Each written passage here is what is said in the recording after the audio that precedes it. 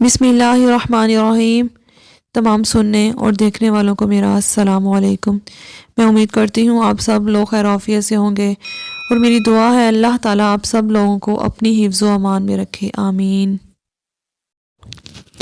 نبی کریم صلی اللہ علیہ وآلہ وسلم شب معراج میں بیت المقدس کی طرف جاتے ہوئے مصر کے قریب ایک مقام سے گزرے تو انہیں نہایت ہی اعلیٰ اور زبردست خوشبو آنے لگی۔ آپ صلی اللہ علیہ وآلہ وسلم نے حضرت جبرائیل علیہ السلام سے پوچھا، یہ خوشبو کیسی ہے؟ حضرت جبرائیل علیہ السلام نے فرمایا کہ یہ فرعون کی بیٹی کی باندی مشاطہ اور اس کی اولاد کی قبر سے آ رہی ہے۔ پھر حضرت جبرائیل علیہ السلام نے اس کا قصہ بیان کیا کہ مشاطہ فرعون کی بیٹی کی خادمہ تھی اور وہ خفیہ طور پر اسلام لا چکی تھی۔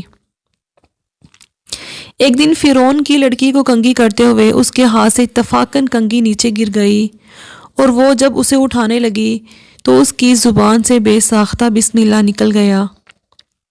اس پر شہزادی نے کہا کہ تو نے آج عجیب کلمہ کہا ہے، رب تو میرے باپ فرعون ہی ہیں، تو پھر تو نے یہ کس کا نام لیا ہے؟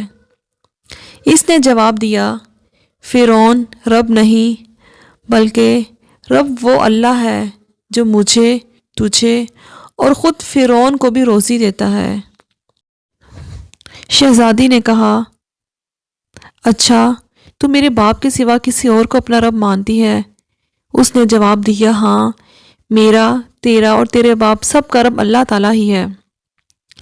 شہزادی نے یہ بات اپنے باپ کو بتائی تو وہ سخت غضبناک ہوا اور اسے اسی وقت اپنے دربار میں بلایا اور کہا، کیا تو میرے سوا کسی اور کو اپنا رب مانتی ہے؟ اس نے کہا کہ میرا اور تیرا رب اللہ تعالیٰ ہی ہے جو بلندیوں اور بزرگی والا ہے۔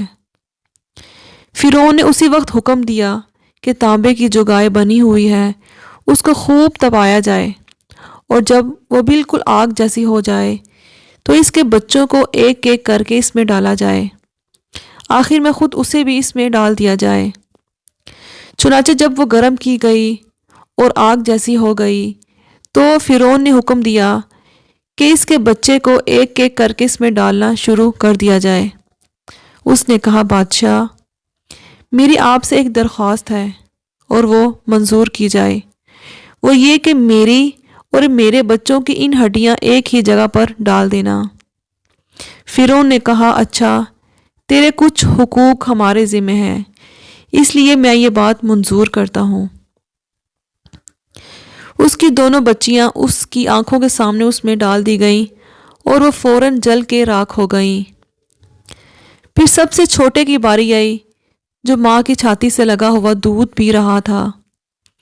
فرعون کے سپاہیوں نے جب اسے گھسیٹا تو اس نیک بندی کی آنکھوں کے سامنے اندھیرا آ گیا، تو اللہ تعالیٰ نے اسی وقت اس بچے کو زبان دے دی اور اس نے بلند بآواز کہا، اے اماں جان، افسوس نہ کرو، حق پر جان دینا ہی بے شک سب سے بڑی نیکی ہے۔